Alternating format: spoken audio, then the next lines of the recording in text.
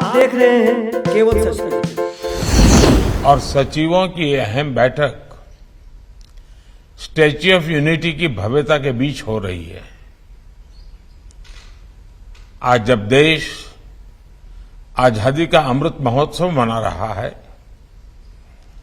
तब लोकहित को लेकर सरदार पटेल की प्रेरणा हमें सही दिशा में भी ले जाएगी और हमें लक्ष्य तक पहुंचाएगी भी।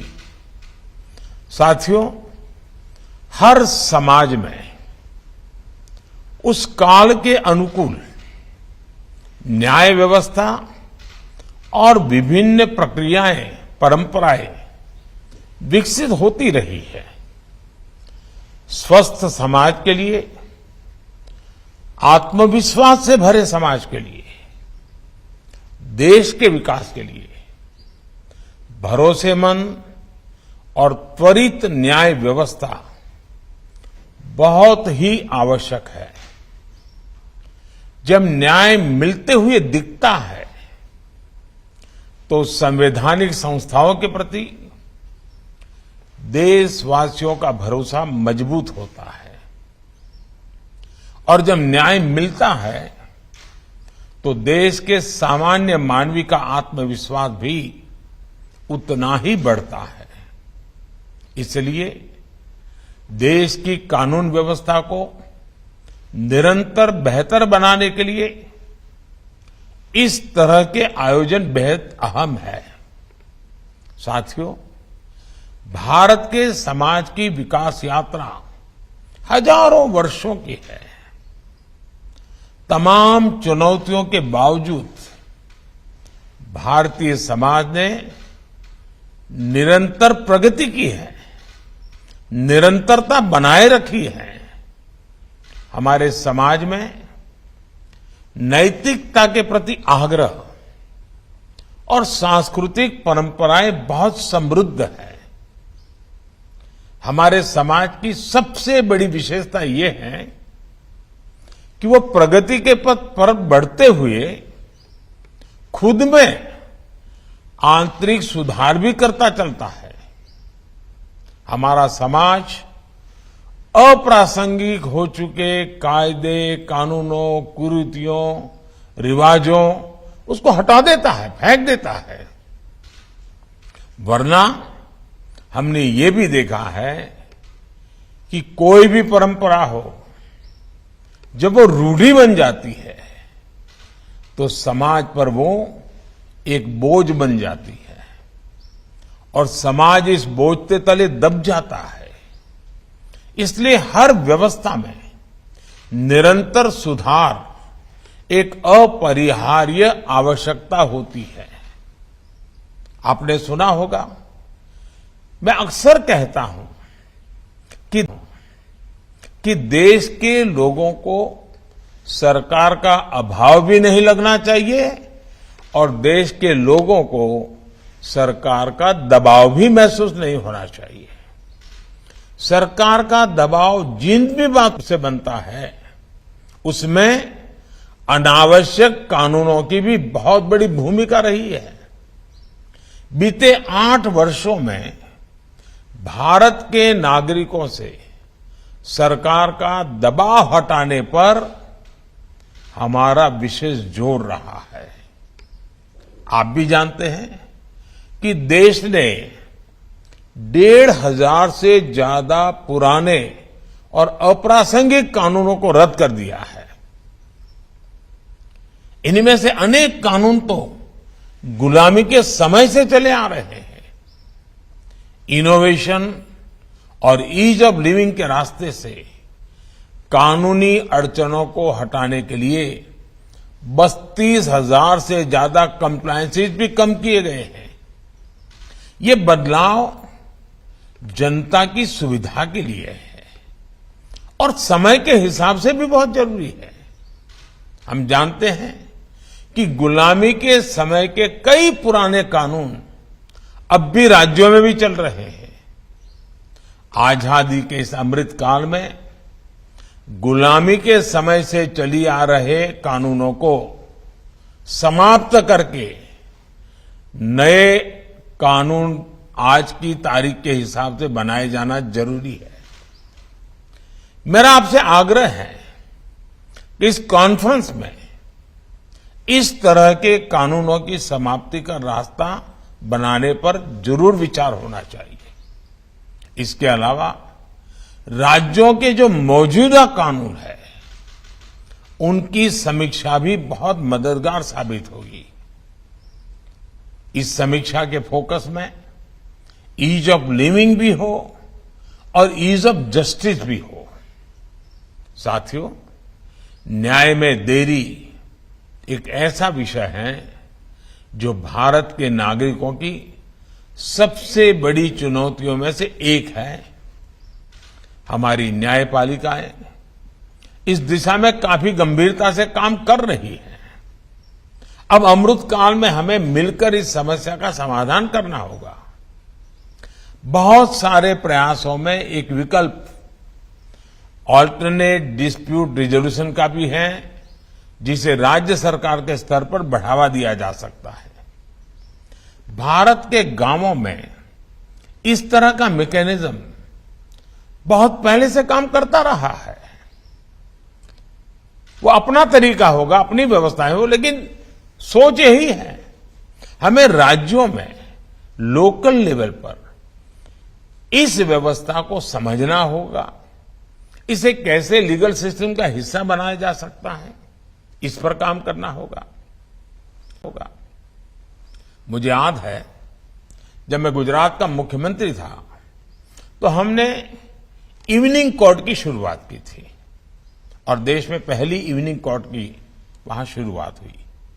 इवनिंग कोर्ट्स में ज्यादातर ऐसे मामले आते थे जो धाराओं के लिहाज से बहुत कम गंभीर होते थे। लोग भी दिन भर अपना कामकाज निपट करके इन कोर्ट्स में आकर न्यायिक प्रक्रिया को पूरा करते थे। इससे उनका समय भी बचता था और मामले की सुनवाई भी तेजी से होती थी। इवनिंग कोर्ट्स की वजह से गुजरात में बीते वर्षों में 9 लाख से ज्यादा केसों को सुलझाया गया है। हमने देखा है कि देश में त्वरित न्याय का एक और माध्यम लोक अदालतें भी बनी हैं। कई राज्यों में इसे लेकर बहुत अच्छा काम भी हुआ है। लोक अदालतों के माध्यम से देश में बीते वर्षों में लाखों केसों को सुलझाया गया है। इनसे अदालतों का बोझ भी बहुत कम हुआ है और खास तौर पर गांव में रहने वाले लोगों को, गरीबों को न्याय मिलना भी बहुत आसान हुआ है। साथियों, आप में ज्यादा लोगों के पास संसदीय कार्य मंत्रालय का भी दायित्व होता है। यानी आप सभी कानून बनने की प्रक्रिया से भी काफी करीब से गुजरते हैं। मकसद कितना ही अच्छा हो, लेकिन अगर कानून में ही भ्रम होगा, स्पष्टता का अभाव होगा, तो इसका बहुत बड़ा खामियाजा भविष्य में सामान्य नागरिकों को उठाना पड़ता है। कानून की क्लिष्टता, उसकी भाषा ऐसी होती है और उसकी वजह से, कॉम्प्लेक्सिटी की वजह से सामान्य नागरिकों को बहुत सारा धन खर्च करके न्याय प्राप्त करने के लिए इधर उधर दौड़ना पड़ता है। इसलिए कानून जब सामान्य मानव की समझ में आता है, उसका प्रभाव ही कुछ और होता है। इसलिए कुछ देशों में जब संसद या विधानसभा में कानून का निर्माण होता है तो 2 तरह से उसकी तैयारी की जाती है। एक है कानून की परिभाषा में टेक्निकल शब्दों का उपयोग करते हुए उसकी विस्तृत व्याख्या करना, और दूसरा उस भाषा में कानून को लिखना और जो लोक भाषा में लिखना, उस देश के सामान्य मानवी को समझ आए उस रूप में लिखना, मूल कानून के स्पिरिट को ध्यान में रखते हुए लिखना।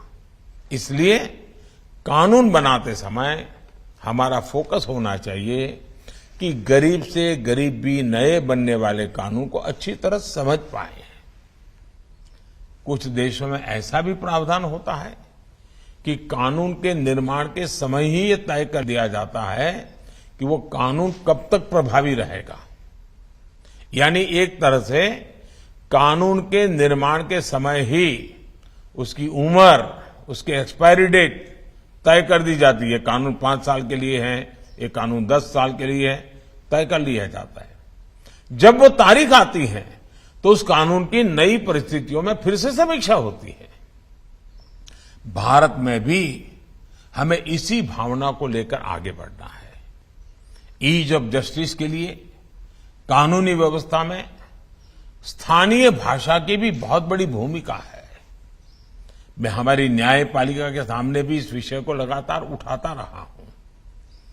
इस दिशा में देश कई बड़े प्रयास भी कर रहा है। किसी भी नागरिक के लिए कानून की भाषा बाधा न बने, हर राज्य इसके लिए भी काम करे, इसके लिए हमें लॉजिस्टिक्स और इंफ्रास्ट्रक्चर का सपोर्ट भी चाहिए होगा। और युवाओं के लिए मातृभाषा में एकेडमिक इकोसिस्टम भी बनाना होगा। लॉ से जुड़े कोर्सेज मातृभाषा में हो, हमारे कानून सहज सरल भाषा में लिखे जाएं, हाई कोर्ट्स और सुप्रीम कोर्ट के महत्वपूर्ण केसेस की डिजिटल लाइब्रेरी स्थानीय भाषा में हो, इसके लिए हमें काम करना होगा। इससे सामान्य मानवी में कानून को लेकर जानकारी भी बढ़ेगी और भारी भरकम कानूनी शब्दों का डर भी कम होगा। साथियों, जब न्याय व्यवस्था समाज के साथ साथ विस्तार लेती है, आधुनिकता को अंगीकार करने की स्वाभाविक प्रवृत्ति उसमें होती ही है, तो समाज में जो बदलाव आते हैं वो न्याय व्यवस्था में भी दिखते हैं। टेक्नोलॉजी किस तरह से आज न्याय व्यवस्था का भी अभिन्न अंग बन गई है, इसे हमने कोरोना काल में भी देखा है। आज देश में ई कोर्ट्स मिशन तेजी से आगे बढ़ रहा है।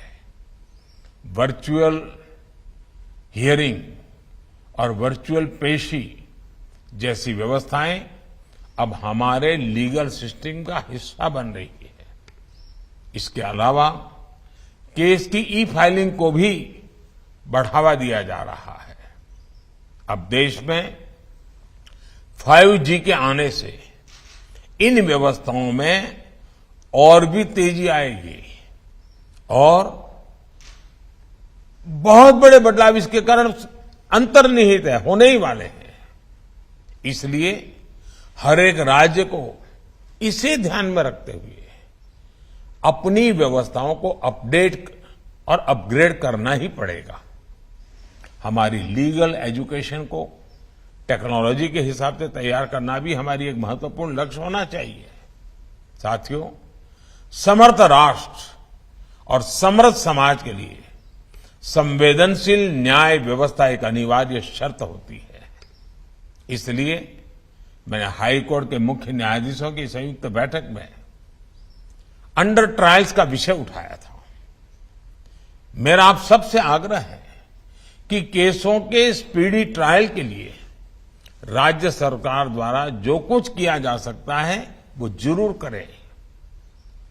विचाराधीन कैदियों को लेकर भी राज्य सरकारें पूरे मानवीय दृष्टिकोण के साथ काम करें ताकि हमारी न्याय व्यवस्था एक मानवीय आदर्श के साथ आगे बढ़े। साथियों, हमारे देश की न्याय व्यवस्था के लिए संविधान ही सुप्रीम है। इसी संविधान की कोख से न्यायपालिका, विधायिका और कार्यपालिका तीनों का ही जन्म हुआ है।